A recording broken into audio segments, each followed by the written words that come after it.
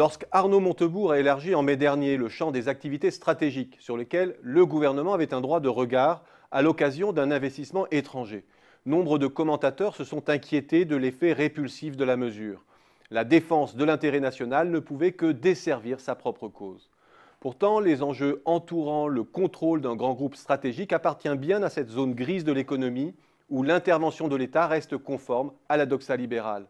Dans une récente note du CAE, l'économiste Lionel Fontagné considère que les fusions-acquisitions transfrontières font partie de cette zone où le marché est défaillant. Pour le citer, le marché ne sait pas toujours distinguer les opérations internationales qui sont souhaitables du point de vue social de celles qui ne le sont pas. La puissance publique, valorisant des objectifs qui lui sont propres, emploi, transfert de technologie, prestige, peut alors filtrer les opérations ou participer à des montages. Peugeot et Alstom constituent deux cas d'école emblématiques en la matière. Le gouvernement, après plusieurs fiascos, est peut-être en train d'inventer en marchant ce qui pourrait tenir lieu de doctrine. Dans les deux cas, il est confronté aux difficultés de deux entreprises, grandes à échelle nationale, mais moyennes à échelle européenne. Dans les deux cas, il peut être soupçonné de se livrer à un combat d'arrière-garde, défensif et vain, pour protéger les intérêts d'industries vouées à un déclin inexorable. Dans les deux cas, il recherche une issue en jouant la mondialisation sous tutelle de l'État. Et dans les deux cas, il privilégie in fine une alliance extra-européenne.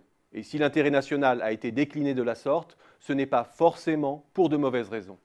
La participation de l'État dans la recherche des alliances et dans le financement de l'opération n'est pleinement compréhensible que si l'on prend la mesure des déséquilibres de rapports de force qu'a pu générer la crise.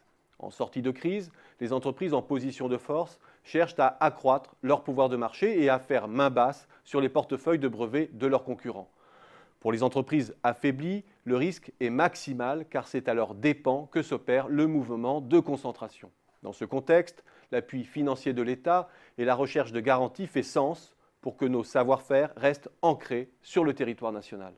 Il ne faut pas interpréter alors le renforcement de la part de l'État dans le capital de ces entreprises comme une mise sous tutelle datant d'un autre temps, mais bien comme l'affirmation de son rôle de capital investisseur, de cofinanceur, aux côtés de capitaux privés, dans une phase de risque et d'incertitude particulièrement aiguë.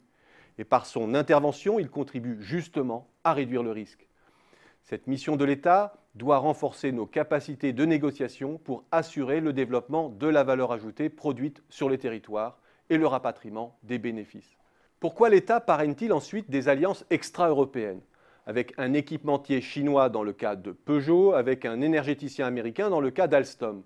Pour comprendre cette préférence, il faut prendre toute la mesure des forces d'agglomération industrielle qui redessinent le paysage productif européen et affaiblissent la périphérie. De fait, les groupes français font aujourd'hui face à une impasse stratégique en Europe qui les condamne à une disparition lente mais certaine s'ils ne bâtissent pas de nouvelles alliances.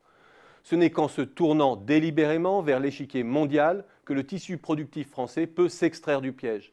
Comme l'ont révélé les affaires Peugeot et Alstom, la meilleure issue est souvent de s'allier à un partenaire extra-européen qui offre des complémentarités industrielles et financières, une ouverture à de vastes marchés et de véritables perspectives de développement en contrepartie de notre apport technologique.